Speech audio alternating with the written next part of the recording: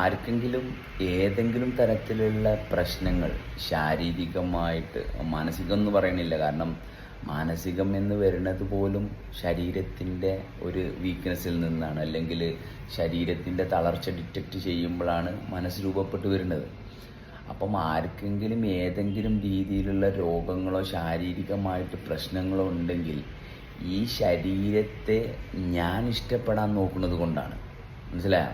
ഈ ശരീരത്തെ ഞാൻ, അതായത് ഈ പറയുന്ന വ്യക്തി ആ ശരീരത്തെ ഇഷ്ടപ്പെട്ട് ആ ശരീരത്തിൻ്റെ ഇഷ്ടങ്ങൾക്ക് വേണ്ടി, അതായത് പുറമേ കാണുന്ന ആ അവസ്ഥയ്ക്ക് സ്ഥാനം കൊടുത്തിട്ട് അതിൻ്റെ ബ്യൂട്ടി മെയിൻറ്റെയിൻ ചെയ്യാൻ വേണ്ടിയിട്ട്, അല്ലെങ്കിൽ ആ ശരീരത്തെ എൻ്റെ ഇഷ്ടങ്ങൾക്ക് വേണ്ടിയിട്ട് ഞാൻ ഉപയോഗിക്കുന്നത് കൊണ്ട് മാത്രമുള്ള പ്രശ്നങ്ങളെ പ്രശ്നമായിട്ട് ഈ ശരീരത്തിൽ നിൽക്കുള്ളൂ. കാരണം ഈ ശരീരത്തിന് ഞാനെന്ന് പറയുന്ന അവസ്ഥ ഞാനായിട്ട് ഉണ്ടാക്കി കൊടുക്കേണ്ടതല്ല. ഈ ശരീരത്തെ അനുഭവിക്കണ ഞാനെന്ന് പറയുന്ന അവസ്ഥ അത് ശരിയായിട്ടുള്ള ഒരു ഞാനിൽ നിന്ന് വരേണ്ടതാണ്. അതായത് ഈ പ്രപഞ്ചം എങ്ങനെയാണോ പ്രവർത്തിക്കുന്നത് ആ ഞാനിൽ നിന്ന് വരുമ്പം മാത്രമേ ഈ ശരീരം ഏറ്റവും സ്വസ്ഥമായിട്ടും സമാധാനമായിട്ടും നമ്മളെ കൂടെ നിൽക്കാനുള്ള പ്രാപ്തി ഇതിന് ലഭിക്കുള്ളൂ. അല്ലെങ്കിൽ എന്താ സംഭവിക്കുന്നത്? ഈ ഞാൻ, ഇപ്പോൾ ഷാഫി ആണെങ്കിൽ ഷാഫി, അല്ലെങ്കിൽ എന്ത് പേരിട്ട് വിളിച്ച് ആ വ്യക്തി ഇഷ്ടപ്പെടുന്ന ഒരു ശരീരം ഉണ്ടാക്കിയെടുക്കാൻ നോക്കുകയാണ്. അപ്പോൾ ആ വ്യക്തി ഇഷ്ടപ്പെടുന്ന ശരീരം എന്ന് പറയുന്നത് ആ വ്യക്തി ഇഷ്ടമുള്ള കാര്യങ്ങൾ ചെയ്തിട്ടാണ് ആ ശരീരത്തെ ബിൽഡപ്പ് ചെയ്യാൻ നോക്കുന്നത്. അവിടെയാണ് എല്ലാ രോഗങ്ങളും വരുന്നത്. കാരണം ഈ ശരീരം പ്രവർത്തിക്കാൻ കാരണമായ ഒരു ഞാനുണ്ട്. അപ്പോൾ ആ ഞാനെന്ന് പറയുന്ന അവസ്ഥയോടുള്ള എൻ്റെ സത്യസന്ധതയാണ് ഈ ശരീരത്തിലൂടെ പുറത്തേക്ക് വരേണ്ടത്. ഇത് ആ ഞാനെന്ന് പറയുന്ന അവസ്ഥയുമായിട്ട് ആർക്കും ഒരു ബന്ധവുമില്ല. എന്നിട്ട് അവരായിട്ട് ഈ ശരീരത്തിനെ ഇഷ്ടപ്പെടുന്ന അവസ്ഥയിലേക്ക്, അതായത് ഒരു പ്രതിഫലനം, അതായത് ഒരു വെളിച്ചം ഓൾറെഡി ഇത് നിലനിർത്താൻ വേണ്ടിയിട്ട് പ്രവർത്തിച്ചുകൊണ്ടിരിക്കുന്നുണ്ട്. അപ്പം ആ വെളിച്ചത്തുമായിട്ട് യാതൊരു ബന്ധവുമില്ലാതെ ആ വെളിച്ചത്തിൻ്റെ പ്രതിഫലനത്തിൽ ഞാൻ കണ്ടുകൊണ്ടിരിക്കുന്ന കുറേ കാര്യങ്ങളുണ്ട്. അതിൻ്റെ പുറകെ ഓടാൻ വേണ്ടിയിട്ടാണ് ഈ പറയുന്ന ഷാഫി ഈ ശരീരത്തിനെ ഉപയോഗിക്കുന്നതെങ്കിൽ ഈ ശരീരത്തിൽ ഒരുപാട് അസുഖങ്ങൾ, ഒരുപാട് പ്രോബ്ലംസുകൾ വരും. അപ്പോൾ എത്രയെല്ലാം പ്രോബ്ലംസ് വന്നാലും ഇത് മുമ്പ് ഞാൻ ഈ ശരീരത്തെ ഈ പറയുന്ന എൻ്റെ ഇഷ്ടങ്ങൾക്ക് ഉപയോഗിച്ചതിൻ്റെ സൈഡ് ഇഫക്റ്റാണ്. അപ്പോൾ ഇപ്പം വീണ്ടും ഞാൻ ജീവനോടുണ്ട്. അപ്പോൾ ആ യഥാർത്ഥത്തിലുള്ള ആ ഞാനുമായിട്ട് കണക്റ്റ് ചെയ്ത് ഈ ശരീരത്തിന് വേണ്ട പ്രോട്ടീനും വിറ്റാമിനും എല്ലാം കൊടുക്കാൻ എനിക്ക് സാധിച്ചു കഴിഞ്ഞാൽ ഏത് തരത്തിലുള്ള പ്രോബ്ലംസ് ആണെങ്കിലും, കാരണം ഞാനായിട്ടുണ്ടാക്കിയ പ്രോബ്ലംസ് മാത്രമേ എൻ്റെ ഈ ശരീരത്തിലുള്ളൂ. അത് ഞാൻ എൻ്റെ ശരീരമായിട്ട് ഇതിനെ കണ്ടതുകൊണ്ടും ഞാൻ എൻ്റെ ഇഷ്ടങ്ങൾക്ക് വേണ്ടിയിട്ട് ഈ ശരീരത്തെ ഉപയോഗിച്ചത് കൊണ്ടാണ്. കാരണം ഞാനെന്ന് പറയുന്ന അവസ്ഥക്ക് യാതൊരു വകഭേദങ്ങളും ഇല്ല, അവിടെ വ്യത്യാസങ്ങളില്ല. മറിച്ച് എൻ്റെ ഇഷ്ടം എന്ന് പറഞ്ഞിട്ടുള്ളൊരു ഞാനാണെങ്കിൽ അവിടെ ജാതിയുണ്ട്, മതമുണ്ട്, ദൈവങ്ങളുണ്ട്, ഒരുപാട് കാര്യങ്ങളുണ്ട്. കാരണം അതെല്ലാം ഞാനെന്ന് പറയുന്ന വ്യക്തി ഉണ്ടാക്കിയെടുത്തതാണ്. റിയൽ ഞാനെന്ന് പറയുന്നതിന് ഒന്നും ഉണ്ടാക്കിയെടുക്കേണ്ട യാതൊരു കാര്യമില്ല. അതൊരു പൂ വിരിയണത് പോലെ, നമ്മുടെ ശബ്ദം നമ്മുടെ ഉള്ളിൽ നിന്ന് വരുന്നത് പോലെ, നമുക്ക് കേൾക്കാൻ സാധിക്കുന്നത് പോലെ, നമുക്ക് കാണാൻ സാധിക്കുന്നത് പോലെ അത്രയും എഫേർട്ട്ലെസ് ആണ്. മറിച്ച് എൻ്റേതെന്ന് പറയുമ്പം അവിടെ ഫസ്റ്റ് ഓഫ് ഓൾ അവിടെ വേറെ ഒരു റിഫ്ലക്ഷൻ ഉണ്ടായേ പറ്റുള്ളൂ. കാരണം അവിടെ ക്രിയേറ്റഡ് ആയിട്ടുള്ള, അല്ലെങ്കിൽ ചുറ്റുപാടിൽ നിന്നുള്ള ഒന്നിനെ എടുത്തിട്ട് മാത്രമേ എൻ്റേതെന്ന് എനിക്ക് പറയാൻ പറ്റുള്ളൂ. അപ്പോൾ ആ എൻ്റേതെന്ന് ഞാൻ പറയുന്നുണ്ടെങ്കിൽ എൻ്റെ ശരീരത്തെ ആ എൻ്റേതുമായിട്ട് ഞാൻ കണക്റ്റ് ചെയ്യുന്ന ഒരു വൈബ്രേഷൻ അത് ഈ പറയുന്ന വ്യക്തി ഉണ്ടാക്കിയതാണെങ്കിൽ അതിന് ഒരുപാട് കോൺഫ്ലിക്റ്റ് വരും. മറിച്ച് ആ കണക്ഷനിലുള്ള ആ യാഥാർത്ഥ്യത്തിലുള്ള ഞാനുമായിട്ടുള്ളൊരു ബന്ധമാണ് ഉണ്ടാക്കുന്നതെങ്കിൽ നമുക്ക് യാതൊരു സ്ട്രെസ്സോ സ്ട്രെയിനോ എഫേർട്ടോ ഇല്ല. അവിടെ മാത്രമാണ് ഈ ശരീരത്തിൽ ഇത്രയും കാലമായിട്ട് നമ്മളുണ്ടാക്കിയ എല്ലാ കേടുപാടുകളും മീൻസ് ഈവൻ ഒരു ബ്ലാക്ക് സ്പോട്ട് പോലും, മനസ്സിലായോ?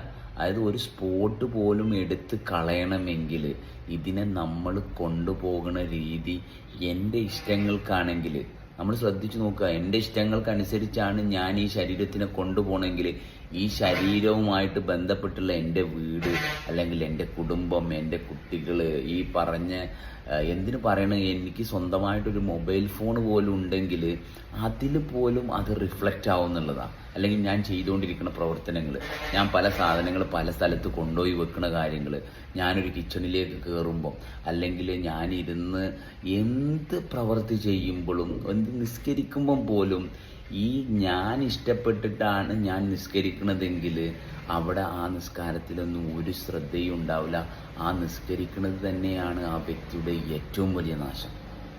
അപ്പോൾ എല്ലാ കാര്യവും നിസ്കാരം എന്ന് പറഞ്ഞാൽ നമ്മൾ ചെയ്യുന്ന ഓരോ പ്രവൃത്തിയും, നാമം ജപിക്കുക എന്ന് പറയുന്നത് നമ്മൾ ചെയ്യുന്ന ഓരോ പ്രവൃത്തിയിലും ആ ജപം നമ്മളിലേക്ക് വരണം, അല്ലെങ്കിൽ ആ സ്മരണ നമ്മളിലേക്ക് വരണം. കാരണം ഇത് ഞാൻ എൻ്റെ ഇഷ്ടത്തിനല്ല, ഈ ഞാനെന്ന് പറയുന്നത് ഈ വ്യക്തി ഈ കുറച്ച് കാലയളവിൽ ഉണ്ടാക്കപ്പെട്ട ഞാനാണോ അതോ ഇതിൻ്റെ എല്ലാം പൊരുളായിട്ട് പ്രവർത്തിക്കണ ആ ഞാനുമായിട്ടുള്ള ബന്ധമാണോ? അപ്പോൾ അവിടെ എങ്ങനെയാണ് ആ കൺഫ്യൂഷൻ നമുക്കറിയാം.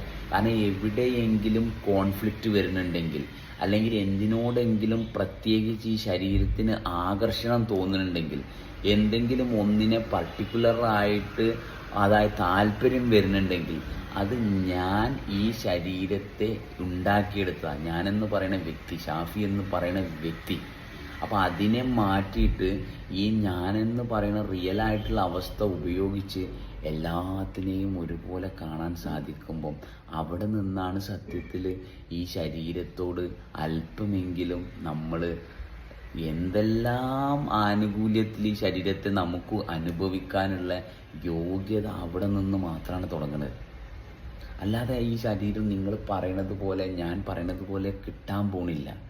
കാരണം ഇത് എത്രത്തോളം നമ്മളെന്ന് പറയുന്ന അവസ്ഥ, നമ്മളെന്ന് പറയുന്നത് അടുത്ത ആളെ കൂടി ഇൻക്ലൂസീവ് ചെയ്യാൻ യാതൊരു ബോർഡേഴ്സും ഇല്ലാതെ അടുത്തൊരു വ്യക്തിയെ കൂടി ഇൻക്ലൂസീവ് ചെയ്യാനുള്ള കപ്പാസിറ്റി ഫ്രം ദ റിയൽ സോഴ്സിൽ നിന്ന് നമ്മൾ എടുക്കുകയാണ്. കാരണം ഞാൻ ഷാഫി എന്ന് പറയുന്ന വ്യക്തിയാണ് അടുത്തൊരാളെ ഇൻക്ലൂസീവ് ചെയ്യണതെങ്കിൽ അതിനുള്ള ഷേപ്പും അല്ലെങ്കിൽ അതിൻ്റെ ലുക്കും അല്ലെങ്കിൽ അതിന് വേണ്ടിയിട്ട് ഒരുപാട് മാനദണ്ഡങ്ങൾ ഞാൻ ഇവിടെ നിന്ന് എടുത്ത വേസ്റ്റിൻ്റെ ബേസ് ചെയ്തിട്ട് ഉണ്ടാക്കാൻ പോണത്. ഒന്നുകിൽ ഞാൻ മുസ്ലിമാണ്, ഹിന്ദുവാണ്, അല്ലെങ്കിൽ എനിക്ക് തടിച്ച ആളോടുള്ള താല്പര്യം, മെലിഞ്ഞ ആളോടുള്ള താല്പര്യം, ശരീരത്തിൻ്റെ ചില പ്രത്യേക ഭാഗങ്ങളോടുള്ള താല്പര്യം, ശരീരത്തിൻ്റെ ചില പ്രത്യേക ആക്ടിങ്ങിനോടുള്ള താല്പര്യം, മദ്യത്തോടുള്ള താല്പര്യം, മയക്കുമരുന്ന്, ഗെയിം, അല്ലെങ്കിൽ ജോലി, പൈസ ഉണ്ടാക്കുക, മനസ്സിലായോ? ഒരുപാട് കാര്യങ്ങളോടുള്ള ഒരു പ്രത്യേക ഇഷ്ടം.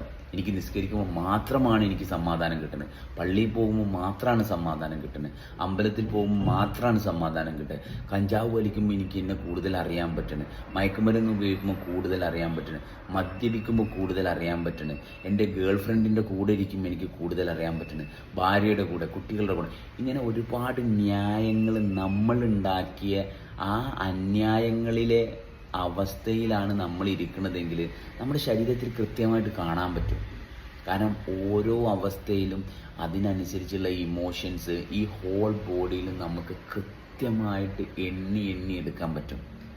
അപ്പം ഇങ്ങനെയുള്ള നമ്മളായിട്ട് ഉണ്ടാക്കിയ അന്യായങ്ങളെ ന്യായമെന്ന് വിളിക്കുന്നതിന് പകരം ഇവിടെ ന്യായമായിട്ട് കോടാനുകോടി വർഷങ്ങളായിട്ട് പ്രവർത്തിക്കണ ഒരവസ്ഥയുമായിട്ട് ഈ നിമിഷം ഈ ശരീരത്തെ കണക്റ്റ് ചെയ്യാൻ സാധിച്ചാൽ പിന്നെ അവിടെ നിന്നാണ് ഒരുപാട് ഇത്രയും കാലം ഈ ശരീരത്തെ ദുരുപയോഗം ചെയ്ത പ്രോബ്ലംസ് പതുക്കെ പൊങ്ങി വരും. മനസ്സിലായോ? ആ പൊങ്ങി വരുന്ന അവസ്ഥയിൽ നമ്മൾ പതറാതെ വീണ്ടും നമ്മുടെ സത്യസന്ധതയുമായിട്ട് നമുക്ക് മുന്നോട്ട് പോകാൻ സാധിക്കുമ്പോഴാണ് നമുക്ക് മുന്നിൽ മറയില്ലാതെ നമ്മുടെ യാത്ര സുഗമമാവുന്നത്. അല്ലാതെ എന്താ സംഭവിക്കുക?